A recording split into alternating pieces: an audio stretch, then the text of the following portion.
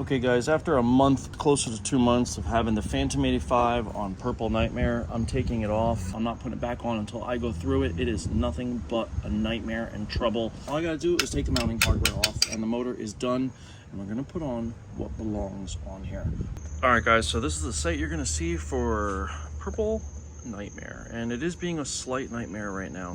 This is the setup that I have. Now I'm using the carb that I used last time. The reason I'm using this carb instead of the PZ20 or the PZ19 that has this actual flange on it, I don't have the proper jets and I'm having trouble getting the proper jets for the Pilot. I think I have them, but I don't, I'm not 100%, and I know for a fact that I have everything for this carb. I also had it running on this carb, obviously a different reed setup. It was the little Bikeberry, the BBR mini reed and all that, but I did have this running perfectly fine on this carburetor, ran great, sounded great, all that jazz. Except I'm gonna have to take this and I'm gonna have to cut this, extend off of it so I can get the carburetor over here out of the way. So I'm gonna bolt the bike in, make sure the bike is where make sure the motor is where I need it and want it, and then we are going to start taking this off and hacking it up and do what we gotta do. Let's get this finished mounting up and we'll see exactly how we go about this, because I mean, you can see the motor it's a little bit of an angle, but nothing crazy,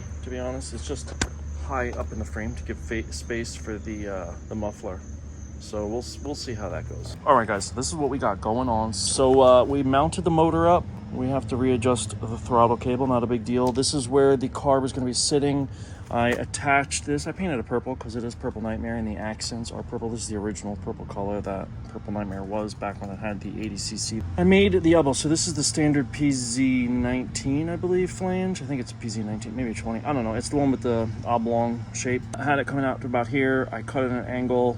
I took a piece of pipe. This pipe is actually the original handlebars to Jokester. It's the same size tube. So I ran that. This is the original carb I had on here before when I had this running with the Bikeberry mini reed. So I put this in, welded it up, had a pretty nice flow in. It looks a little bulgy here just because the welds are not good. I also put JB Weld over the whole thing to make sure it was like really sealed up good, because I don't trust my welds, and then also sanded it down so it would have a little bit of a smoother look when I painted it.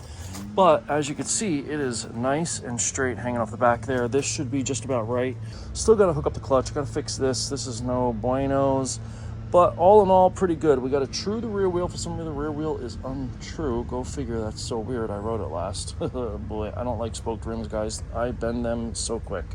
Nonetheless, I'm going to try this out very soon. We will be starting it up very soon. And it's going to have the same old pipe I had on. I don't have time to make the new pipe. You know, maybe, I don't know, but probably not today.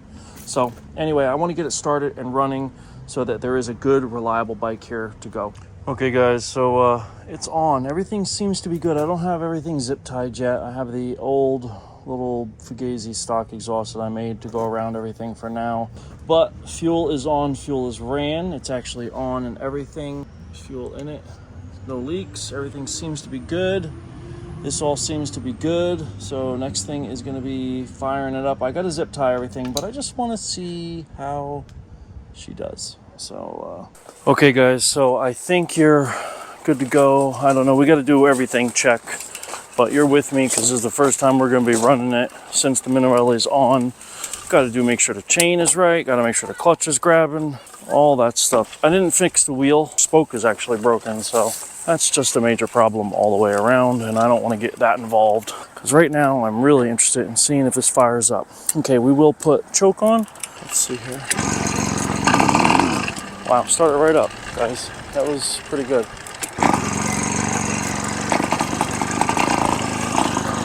Literally started right up.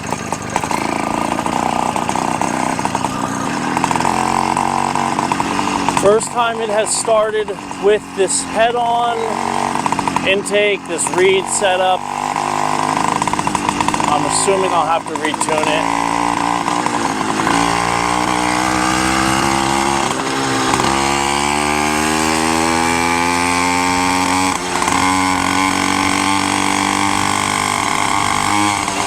Like a little past half throttle, then it's just really fat.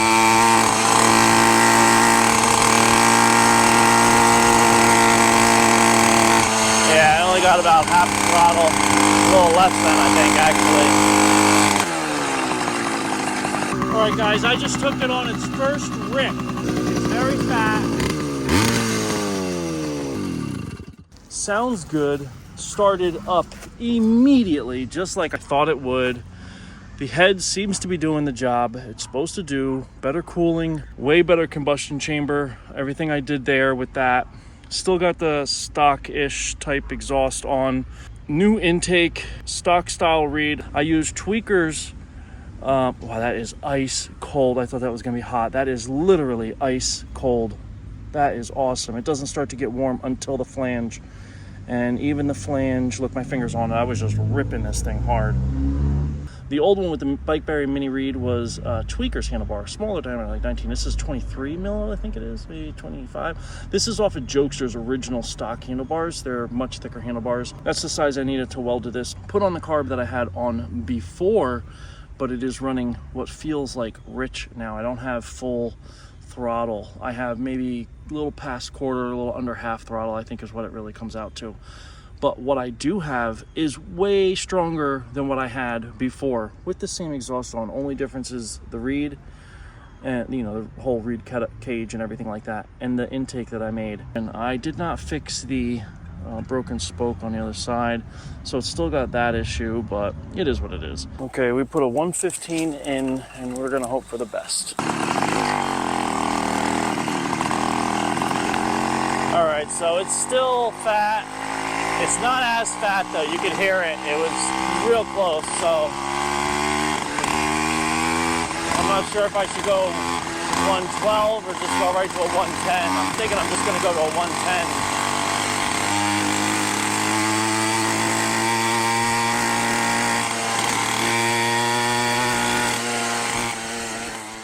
Okay, well, much closer. We're gonna try the 110. Let's see how she does. Man, she starts up easy.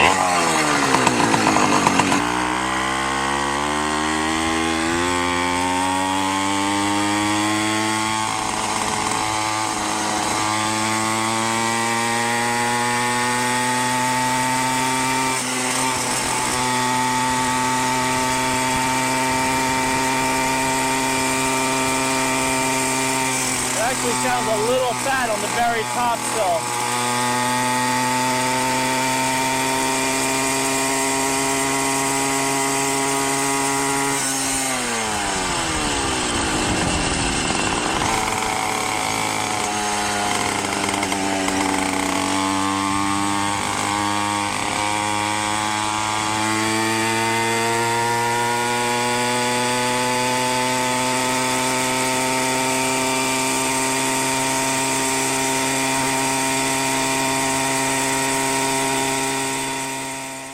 Alright guys, that's it for today though. We'll be back out on it. This is where we're at. I think it's basically tuned. I think it's still rich, but since the motor's technically not even broken in yet because he rehoned it for me before he shipped it, and I've only run maybe a tank through it. I don't even think a full tank. It's running amazing. It really is. It's got really good grunt starts right up.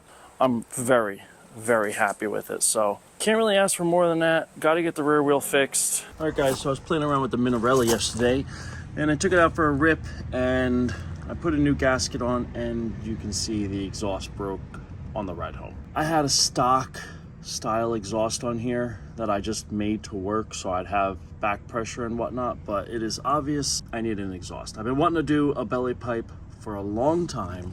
Basically, there's a whole idea behind this bike. So I had bought an MZ65, not the clone, a real MZ65 a long while ago. Now, I don't think it was a very good one. I tried to put it on the bike just to try it out, but it would not fit. So I tried bending it a little bit, but it wouldn't. So 'tis what it is. To make this into a belly pipe, it's obviously not gonna work. So we gotta cut it up.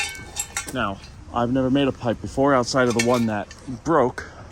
So we have that to go off of. So we're just gonna cut all the welds. It's gonna go in the Minarelli, so I don't need this. I am just gonna try to grind all the welds out and break the pipes off best I can. The only thing I really need to worry about is this and maybe this bend. I have some other pipes that I'll probably use to configure it so that I can get the bends I need. We'll see. We're gonna make it work with whatever we got, because this needs to go on there so I can ride that and have a lot of fun. All right, guys, I got a little bit of a confession. So I ain't really been recording this because I've just been trying to do something for myself. But I feel like I'm obligated at this point to say something. But I made us a belly pipe. This is a real MZ65. This had more going a big bend around. This was all me. This is a stock Minarelli flange. And then I welded it all up and stuff. And it seems to be holding good, sealed good. Nonetheless, we are getting very, very close with the tune. Problem is the closer I get with the tune, the more I'm blowing through the clutch. So the last time I took it out yesterday, it had definitely some heat in it.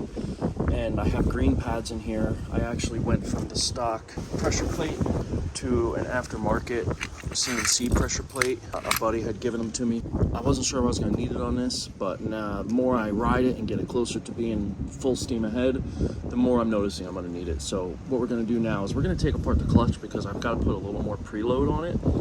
I was pretty sure I put a good bit of preload on it, but with the way the arm is now going farther in, because I'm having to tighten the flower nut, I'm gonna have to get this arm back out. And the only way to really do that is by tightening the preload. So we're gonna put more preload and get the clutch a little closer to being lined out. And then we're back on tuning. Before I started doing anything, I did put one of my old E3s in. It was one of the newer ones I had. I just want to see how it runs. I think right now it's a 75 jet, and at top RPM, it still sounds like it's got a 4-stroke issue. And I was talking to Kurt from Somalic Performance, and he was saying it could be an ignition thing more than like a 4-stroke being too fat type of thing, because the last time I pulled the plug, it had a chocolate to white color, and that to me says it's getting leaned out. So I'm wondering if maybe this plug might help the top end, because I feel like it has more, it's just not getting there. So let me rip the clutch apart and get started with the basis, because we can't do anything if we can't get moving. Okay guys, so I came inside because see how it's cocked to the side, like that's straight, but now the shaft is not. That could be why I'm losing pressure. A pin is definitely bent and pushing through. I could have swore that I made an aftermarket pin for this, but I might not have. So that's something we got to do. That alone will help me get my clutch pressure back. And then also the shaft, the bucking bar that goes in here, see how it looks wallered out? It shouldn't be that big. The shaft had a lot of wear on it, like I didn't have this greased or something, but I know I had it greased. Also, you'll see a lot of metallic flake. I wiped some of it off, but there's a lot of metal in here. The reason there's a lot of metal is it was chewing through the cover on the clutch cover. So we're probably gonna have to also cut a hole in that. I knew it was doing it a little bit. I didn't know it was this bad. I thought it would just self-clearance and be done, but it seems to be very, very bad. So all right guys, so I got everything apart and I just want to show you exactly what's up. So I did make a pin for this motor. I thought I did. I don't know if you'll be able to pick it up here, but you can see how the shiny pin is slightly longer. It's also slightly thicker. Now, I don't have any more of that drill bit that I made originally, but I do have old Allen keys that will work. They're hardened steel, they're tool steel, so it should be just as good as the original drill bit one I made. And you see how much longer it is than the original pin that was in there. Even though I made a longer pin when I built the motor, what's happening is as I put the preload, and since now I have to put even more preload down on this spring, what happens is when it gets compressed, it also widens out. And when it widens out, it allows for the pin to come to the edge, the hole, right to the edge, and then slip out. So it comes out a little bit and then it just slips out and pushes out, actually pushes down. But that's what's happening. It leaves the hat, instead of being flat and square, it makes it lean like this. And that takes pressure off of the spring. When you're dealing with these clutches, you know, you see the flower nuts. Those flower nuts, those have their little like recesses in them for the Phillips head that holds it into place. One of those turns makes pretty decent adjustments. So if you were allowing 1/8 of an inch of play, you're losing, I don't know, probably 50, 60 pounds of pressure on the clutch itself. Now, the only way I could get this in to actually fit inside, here, I'll show you real quick. That one, you get out of here, I don't need you. Get away from me. Okay, so that's level on this side. You can see it's level, you see how much it sticks out. When I go to put this on, it does not go on. The only way you can get it on is if you force it on. Like I had to hit it with a hammer to get it on because it's spreading it out. But once it gets past the spring, if you have it just the right spot where it's on both sides of the flat, on the first coil, it recesses, like, you know how the coils are round? It sits right nestled in there. And I think this little extra will give me just amount I need to keep it from slipping out. If it does, then we'll have to revisit this, and I'm gonna have to either buy a stronger spring or make a much longer one and actually spread this before I put the pin in. I don't know what to see and visit that when we get there. But I think for now, with what I'm dealing with, I think this will work just fine. So let's get it back together, finish cleaning it all up, and let's go take her for a rip. All right, I actually put it together, and then I was looking at it. I'm like, why is it still higher on the one side and the pin is in less than it was? So we fixed the one problem with the pin, but there's a new problem that I didn't know. I don't think it's just something I never noticed. One of these oval holes here, one of them is a little higher. I think it's this side. So that's making the spring perch sit slightly cattywampus. So we got to raise the other one up to bring it into spec. All right, guys. So there you have it. We look like we're pretty plumb and square. Okay, guys, I just took it out. I just wanted to give you an update.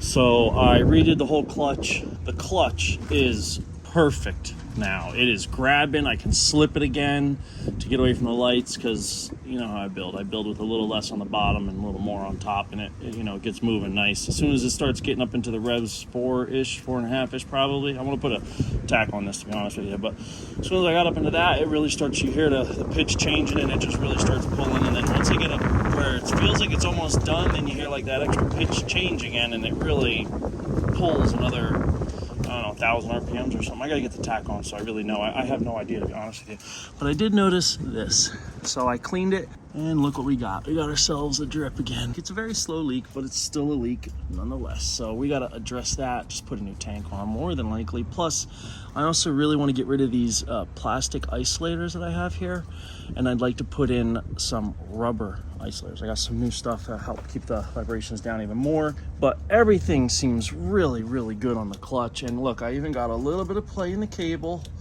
so that I like to have it where I could do this with the cable. See, I'm moving it that much and it's not moving the arm yet.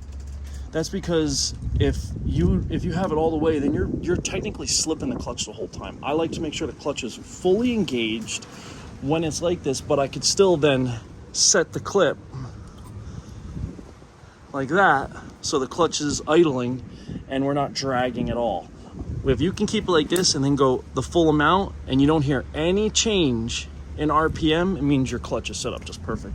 But we're gonna pull this plug real fast because we gotta see exactly what's going on with it. I put the E3 in just to play. It did seem nicer, but I feel like it was a little hard to start. Maybe it's a lean, but we're gonna check this right now. I have a feeling it is lean, and we're gonna see what it is. I'll let you know what I find out. See on the strap how the white is coming down, or the chocolate-ish. It's white in person. I don't know if you could tell on camera, but it's coming down just past the bend. That's safe as far as the timing goes. You know, that's a good way to read a plug for timing. Now, I never adjusted the timing on this, but technically I could go farther if I was doing a race motor, but this is going to be not a daily, but an oftener, you know, like go back and forth to work a few times. So that's safe. But the problem that I don't like, see the color?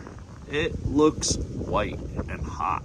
So we need to make it richer. I believe it is a 75 in here right now. So we're gonna switch it out and we're gonna put, man, it's either gonna be a 78 or an 80. I kind of feel like it ran better with the 80, to be honest with you. I'm gonna put the 80 in, I think. But reading the plug, no matter how the temperature is, no matter what, reading the plug is the best way to tell what your motor's doing. So give you a little heads up on that. We're gonna do another quick run and see how it looks. And once we're done here, boy, that is still leaking. I got daylight. I feel like I should just switch the tank out since I'm here. Already working on it. We might end up doing that too. We'll see.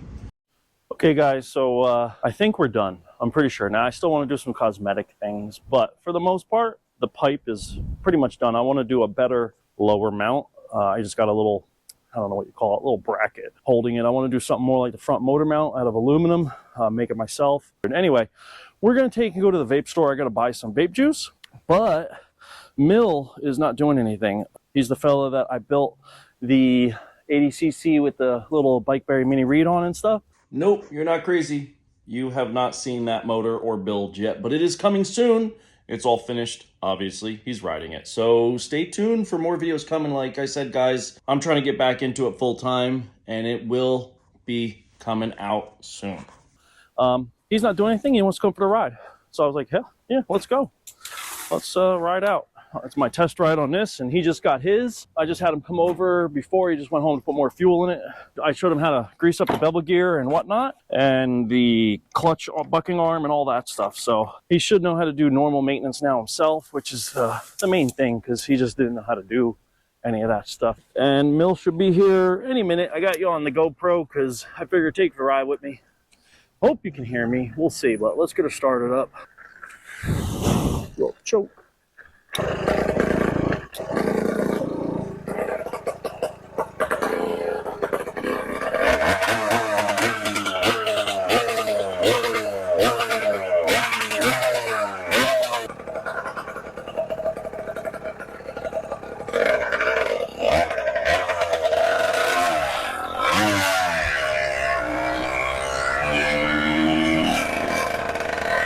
We're going. Mill's with us. We don't got a far ride, but we'll have a little ride together.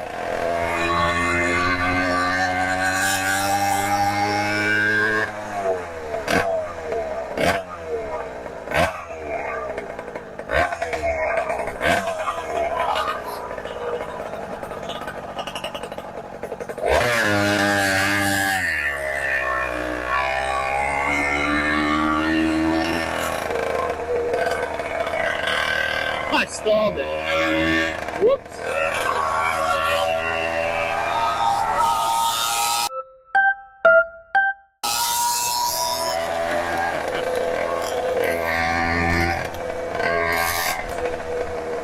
He's wearing slides. He kills me with that.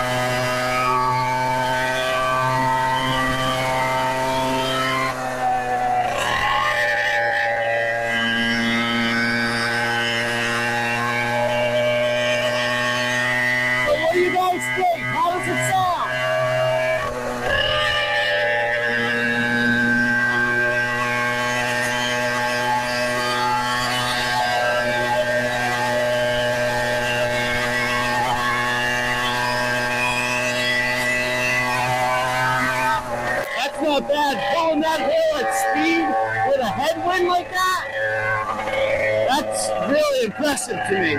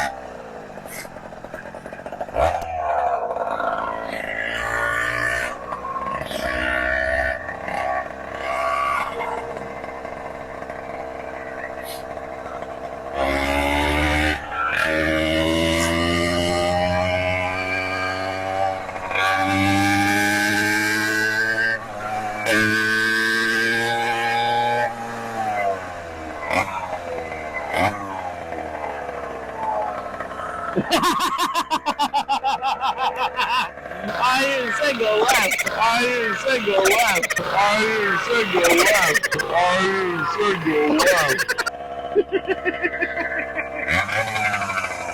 Boy, she sounds real good, guys.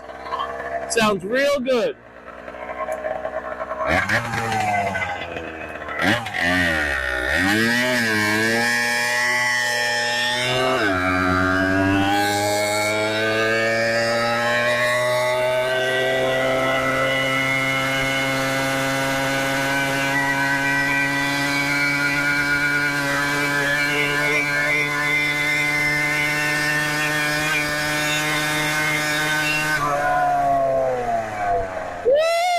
I need to get a different gear on here.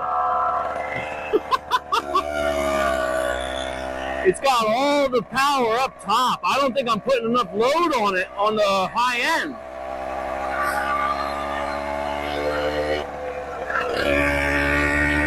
She sounds good. I gotta put a tachometer on here. I don't know what it's spinning, but boy, it's gotta be spinning.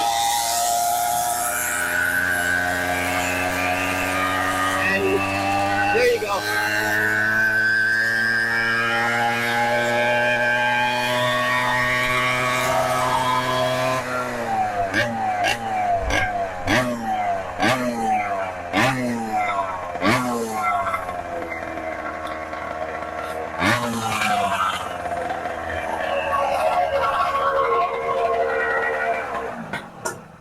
I thought I was going to make it a left for me. I thought you were like, go or like. No, at first I was like, oh, the main road? Yeah, I was like. Oh, you never do that? I was on the sidewalk. I don't feel like I'm fast enough to keep it slow.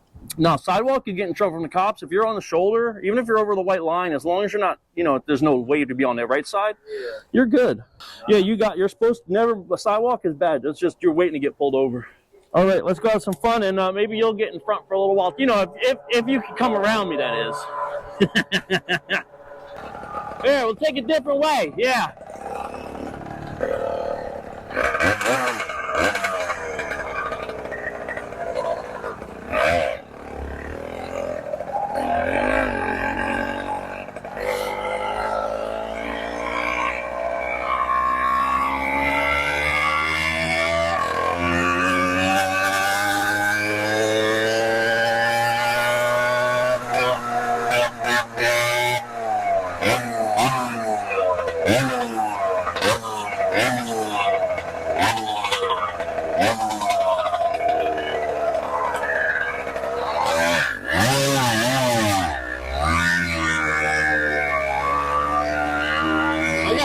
To the clutch and the way it grabs and the power it has.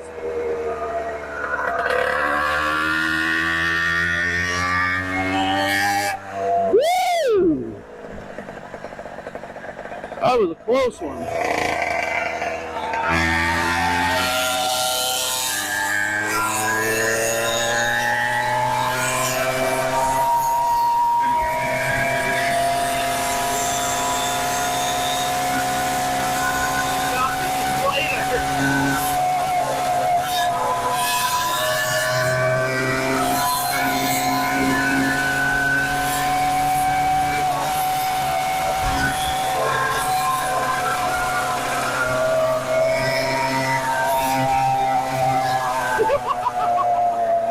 Yeah, that was good.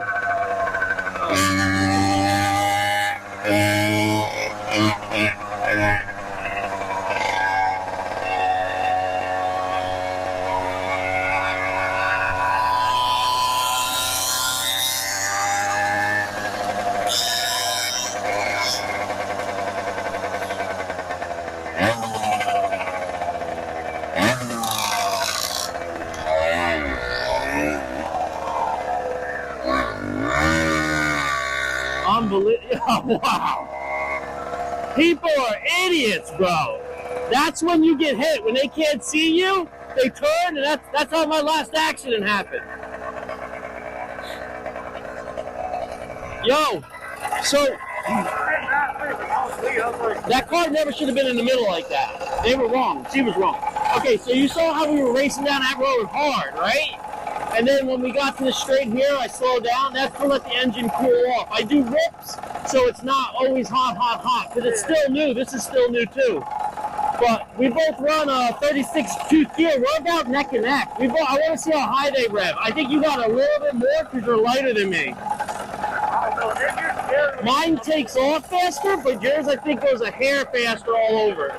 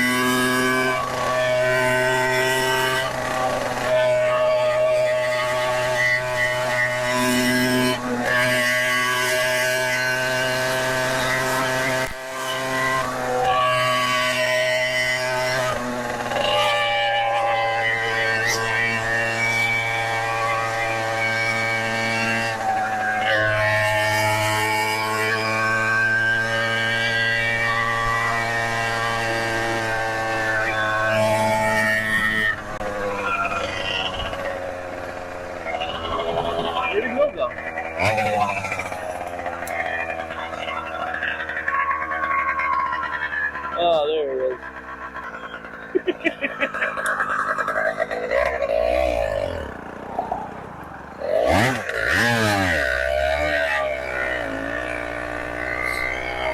Yeah, it might be a little lean on the bottom end, honestly.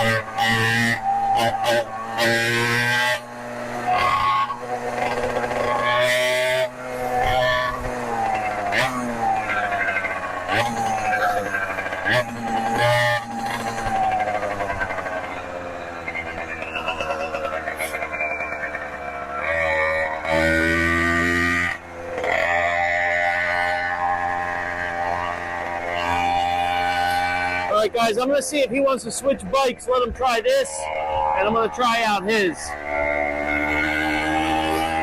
I know how his works, but let him try this. I think he'll like it.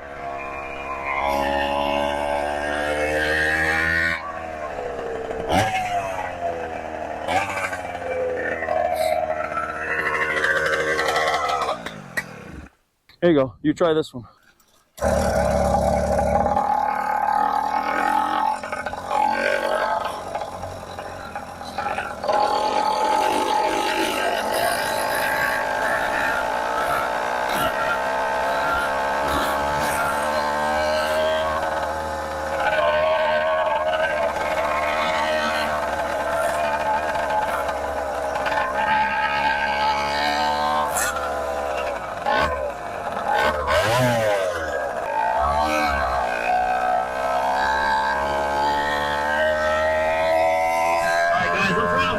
As straight as possible, but this bike I gotta lean over far.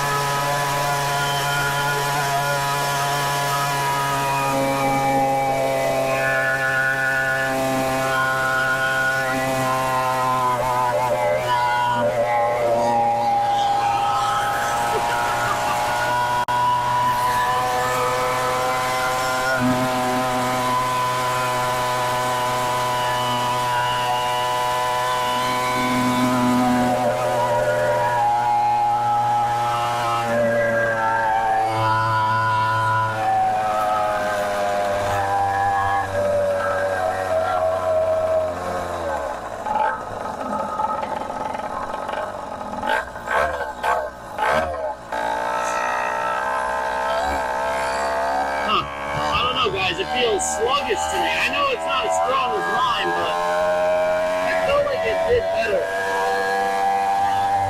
when I first built it for it.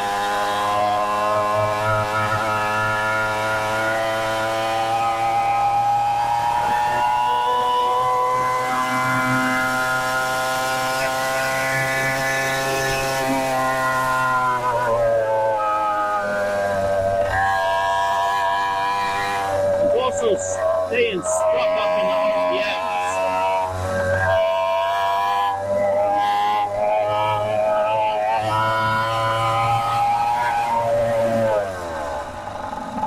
I haven't pulled the clutch in when we're going that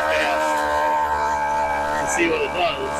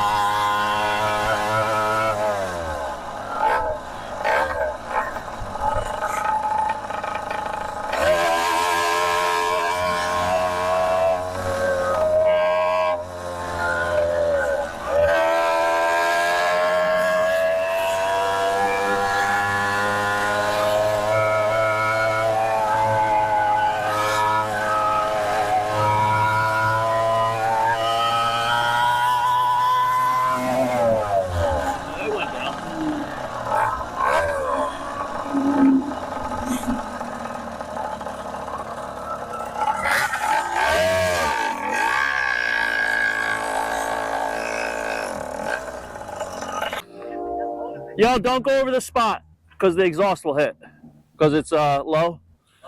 Yeah. It's just this one spot. The first one I did, the first time I welded it up, I went over that, go to take it for test drive, hit it without seeing it, and boom, broke it immediately.